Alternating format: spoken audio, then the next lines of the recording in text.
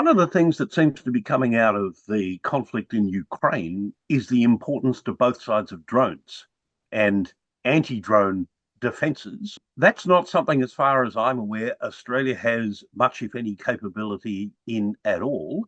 Bearing in mind, of course, that the conflict between Russia and Ukraine is over land borders, which we don't have with other countries. Is there anything in that that is of particular importance to Australia's thinking? Without any shadow of a doubt. There's a lot of attention being paid in the Australian Defence Force to the future of unmanned, uninhabited, uncrewed pieces of equipment that you want to talk about. And there's quite a diverse array of these sorts of things that are emerging on the market. We've seen uninhabited aerial vehicles, UAVs, drones if you like, really find a niche. Certainly we saw that those used to great effect in Afghanistan, and the Australian Army got on board with that, right from micro drones, tiny, tiny little things, perhaps the size of a bee, which are used for surveillance, right through to predators armed with guided missiles. Even though there's no pilot sitting in the aircraft itself, there is a pilot, and the pilot will be sitting in a shipping container somewhere. And in the case of the United States Predators, he's probably in California delivering missiles onto a target in Afghanistan. And that's another part that has to be understood.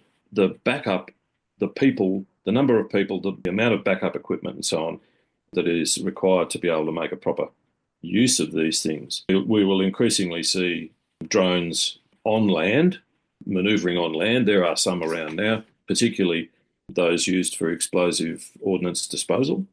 Rather put a little machine in danger than a human, moving the humans out of the danger zone there. In the case of the sea, things are slightly different because of the nature of the sea. And what we're seeing is the technology of uninhabited surface vehicles and underwater vehicles. The technology is evolving very rapidly, but there isn't yet a clear operational concept for the employment of these things. So this is a technology which is perhaps lagging behind the aerial ones and even the land ones. And although there is great potential, when I say operational concept, that's military jargon for what are you going to do with them? How are you going to use them? What are they going to be used? Who are they going to be used against? Where are you going to use them? How are you going to get them there? How are you going to control them? And people say, well, some of these uninhabited underwater vehicles can carry a substantial payload in a weight sense, yes. Well, so what do you want to do with it? Well, we're going to lay mines and things. Well, laying mines is an act of war, and also laying sea mines, it comes with the obligation in international law to clean them up again afterwards. And we are still cleaning up Second World War mines from the hundreds of thousands that were laid around the world. They still pop up every now and again around Australia in the Barrier Reef, less frequently these days, but they're still there. And so the notion of really how do you use these things is important. The other comment I'd make about many of the drones, and we see this particularly in the Ukraine conflict. A great deal of very successful use of armed aerial drones over the land battlefield, and they've been put to great effect, certainly by the Ukrainians, probably also by the Russians.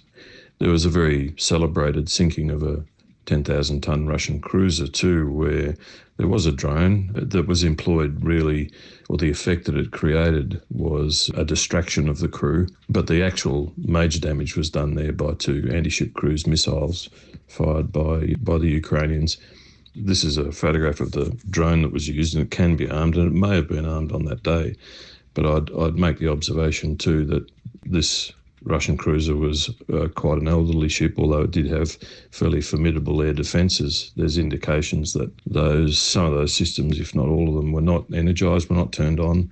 And there's a lot of evidence to suggest that the crew was insufficiently trained, probably quite poorly trained, and simply not able to deal with the damage that was caused, the fires and so on, and the ship was lost. The Ukrainians have also put to very good use uninhabited surface vehicles, small boats like this one, and they have severely damaged a 4,000-ton landing ship. They sank another one, plus a missile corvette of the Russians, a patrol ship, a minesweeper, and several smaller landing craft and other vessels as well.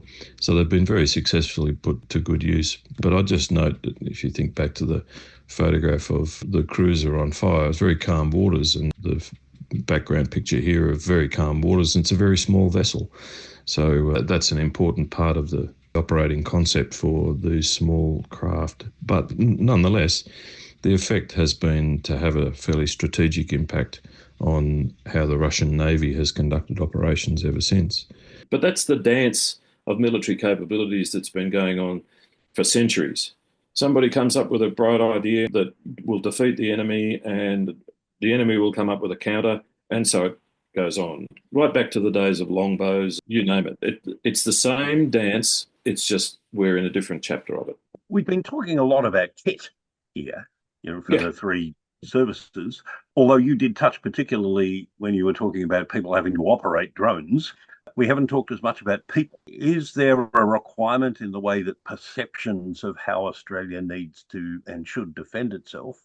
Are there any implications for the number of people we need to have serving in the different branches of the Defence Force in uniform? Yes, there's certainly serious implications. I would observe, and a recent Chief of Navy was making public statements to the effect that the Navy was about 4,000 people smaller in its allowance for people than it needed to be to operate the Navy of today. Now, I would absolutely agree with that. And I think for the Navy that people might foresee of the future, there's a choice. And it's a choice which you better make wisely, or there can be some perverse outcomes. Let me tell you what I mean by that. We're in the market at the moment to buy a new general purpose frigates to replace the Anzacs. And there are two contenders, one a German ship, which is the same company that designed our existing Anzac class ships, or a Japanese frigate. One of the great attractions people are talking up, is that the Japanese frigate has a crew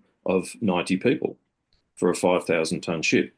Now, let's just see what's happened here over a period of time. My destroyer of the old class that I commanded, 4,500 tons, had a crew of 330 people. The frigate that I commanded, about the same size, roughly the same size, but also with a helicopter capability, had 220 crew. Right. The Anzacs have less than 200 roughly. The Hunter class frigates, which are allegedly going to be about 10,000 tons, they have a crew under 200, although they've got, I'm told, bunks for a little more than 200.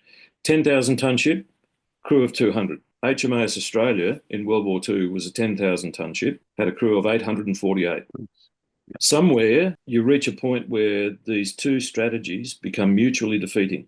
Australia was a very simple ship, comparatively speaking, to today's ships. 848 people. A 5,000-ton ship with 90 crew and a helicopter, 15 of those people are associated with the helicopter, air crew or maintenance crew.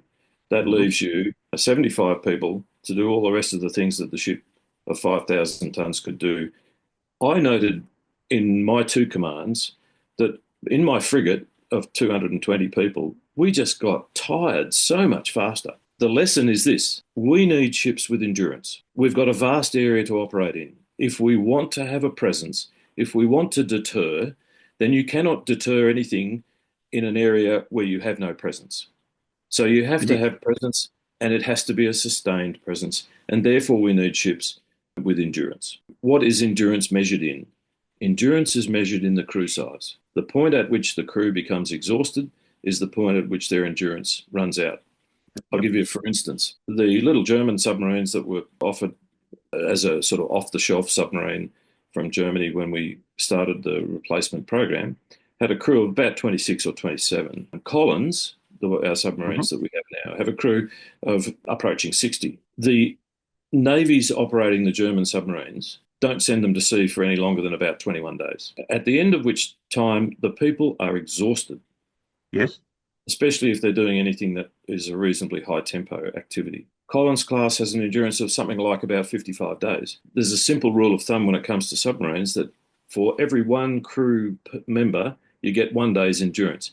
Endurance has nothing to do with the fuel tank. It has everything to do with the crew size and the submarine being designed around that crew size so that it has enough food to feed them for the duration of the mission. A joint strike fighter has a very short endurance because the people get exhausted Yes, of course. So, in addressing this issue of people, accepting a stepping off point that you have to take this on face value, I guess, but I agree with it.